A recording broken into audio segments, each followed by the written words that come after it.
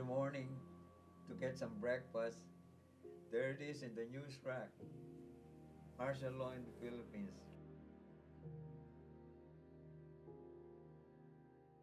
On September 21st, 1972, the President of the Philippines, Ferdinand Marcos Sr., declared martial law, beginning a dark 14-year period of dictatorial rule, media suppression, human rights atrocities, and economic turmoil for the Filipino people. In declaring martial law, Marcos sought to quell a growing mass movement that was protesting the failing economy, worsening conditions, government corruption, and imperialism.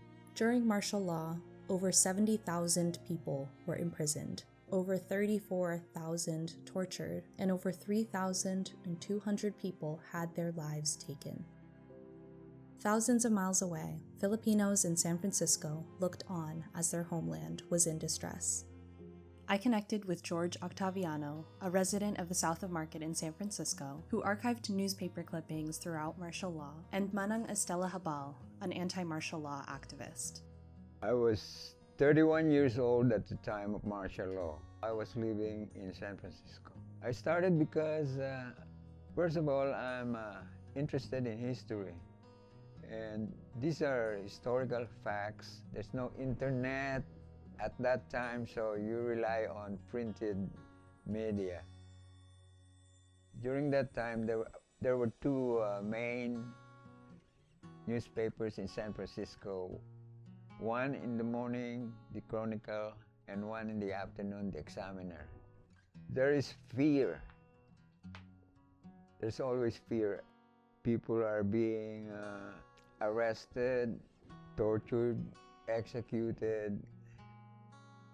You're worried, you're sad, angry. You want to do something, but you can't do anything. You're helpless. So whatever shows up, I kept it.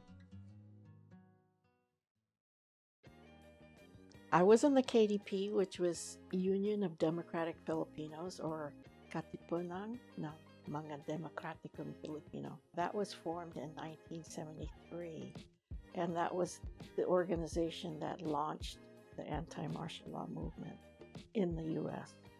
And it was to stop martial law. It was against the dictatorship, basically. And on the U.S.-based side, stop sending money and advisors and things like that to the military, giving money to support the dictatorship. Most of the demonstrations happened in front of the Philippine consulate. The Philippine consulate for the community was a friend. But for us, it symbolized the Marcos regime.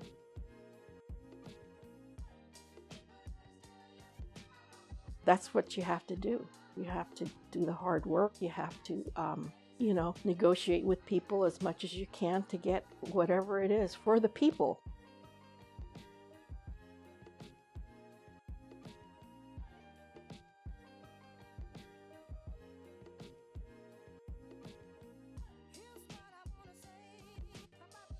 On February 22nd to the 25th in 1986, nearly 14 years after the declaration of martial law, millions of Filipinos took to the streets lining EDSA, or Epifanio de los Santos Avenue, and ousted Ferdinand Marcos Sr. from power. Celebrations came from Filipinos around the world. It's just euphoric, It's like bringing down the Berlin Wall. There's a lot of happiness. There's a lot of hope for the future. But it took that kind of determination and that faith to move forward.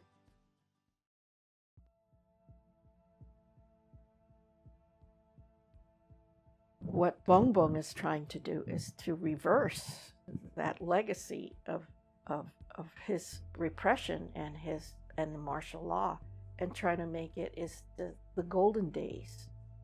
The Marcoses just wants to get back into power because the United States is friendly with the Marcos government.